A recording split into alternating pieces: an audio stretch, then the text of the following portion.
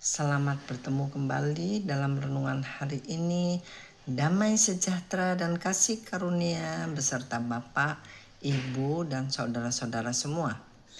Ayat yang akan kita baca bersama pada hari ini adalah dari Kejadian 3 ayat 5 sampai 7. Tetapi Allah mengetahui bahwa pada hari kamu memakannya, matamu akan terbuka dan kamu akan menjadi seperti Allah, tahu tentang yang baik dan yang jahat. Perempuan itu melihat bahwa buah pohon itu baik untuk dimakan dan sedap kelihatannya. Lagi pula pohon itu menarik hati karena memberi pengertian.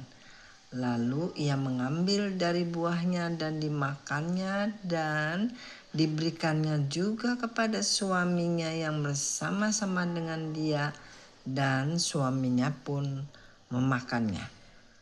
Maka terbukalah mata mereka berdua dan mereka tahu bahwa mereka telanjang.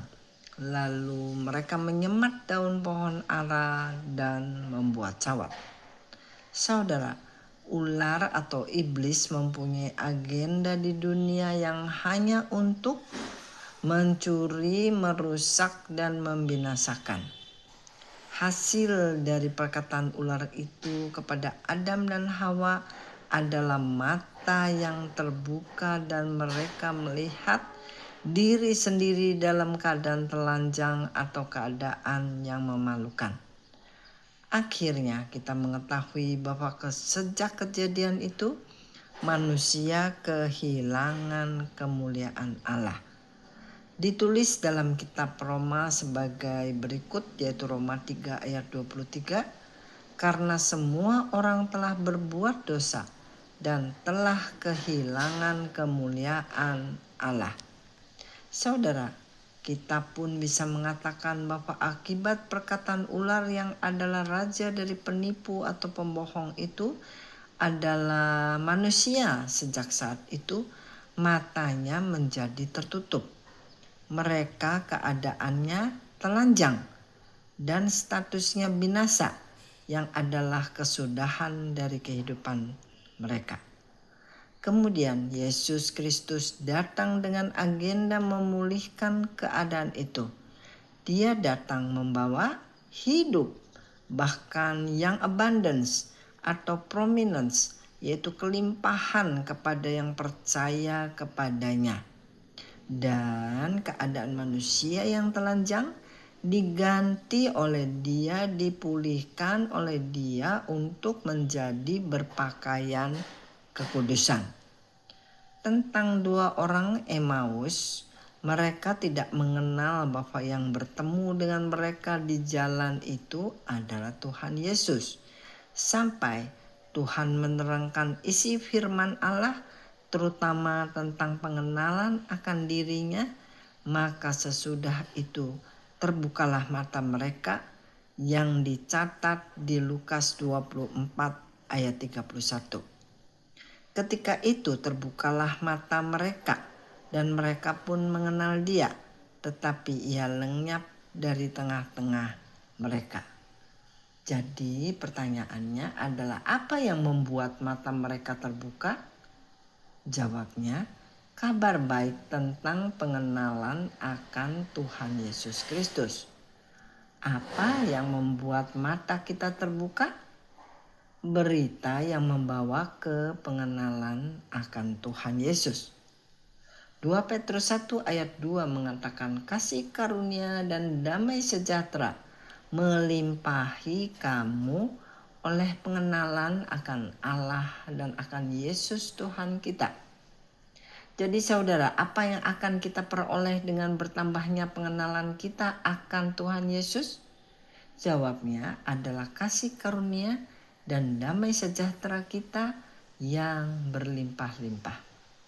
Sekarang kita baca bersama ayat di Yohanes 17 ayat 3. Inilah hidup yang kekal itu, yaitu bahwa mereka yang mengenal Engkau satu-satunya Allah yang benar dan mengenal Yesus Kristus yang telah Engkau utus. Jadi hidup yang kekal adalah pengenalan akan Allah Bapa dan Allah Anak. Saudara, dengan mengenal Allah Bapa dan Allah Anak yang benar, maka terjadilah apa? Jawabnya adalah terjadilah hidup yang kekal yang dijanjikan itu. Sekarang saudara, keadaan buta dan telanjang yang dipulihkan Tuhan Yesus atas kita tertera di Wahyu 3 ayat 17 sampai 19. Karena engkau berkata, aku kaya dan aku telah memperkayakan diriku dan aku tidak kekurangan apa-apa, dan karena engkau tidak tahu bahwa engkau melarat, malang, miskin, buta, dan telanjang, maka aku menasehatkan engkau supaya engkau membeli daripadaku emas yang telah dimurnikan dalam api, agar engkau menjadi kaya, dan juga pakaian putih supaya engkau memakainya, agar jangan kelihatan ketelanjanganmu yang memalukan. Dan lagi minyak untuk melumas matamu supaya engkau dapat melihat. Barang siapa kukasihi, ia kutegur dan kuhajar. Sebab itu relakanlah hatimu dan bertobatlah. Jadi saudara, kebutaan dan keadaan kita yang telanjang dipulihkan dengan dipakainya pakaian putih, dengan kerelaan hati dan bertobat memakai cara pikir yang baru. Apakah pakaian putih itu?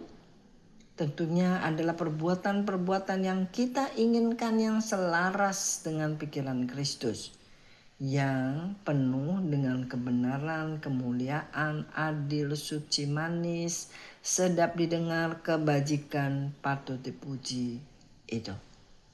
Sekian renungan hari ini, sampai bertemu kembali di lain kesempatan. Maranatha.